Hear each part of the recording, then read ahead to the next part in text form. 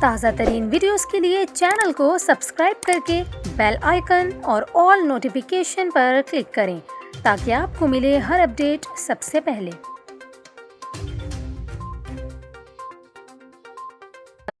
اور ابھی آپ کو بتائیں، کراچی کے علاقے سہراب گھوٹ میں کئی روز تک ہنگامہ آرائی اور حالات کی کشیدگی کے بعد کاروبار زندگی مکمل طور پر بحال ہو گیا۔ علاقے کے تمام تجارتی مراکز کھلے ہیں اور ٹریفک بھی رواں دواں ہے۔ پولیس اور رینجرز کی اضافی نفری سہراب گھوٹ پر تعینات ہے اور حساس مقامات پر پولیس کمانڈوز بھی موجود ہیں۔ واضح رہے کہ حیدرآباد کے ایک ہوٹل میں جھگڑے کے دوران فائرنگ سے بلال کاکا نامی شخص کے قتل کے بعد سندھ بھر میں حالات کشیدہ رہے۔ صوبائی دارالحکومت کراچی کے علاقے سہراب گھوٹ میں بھی ہنگامہ آرائی کی گئی۔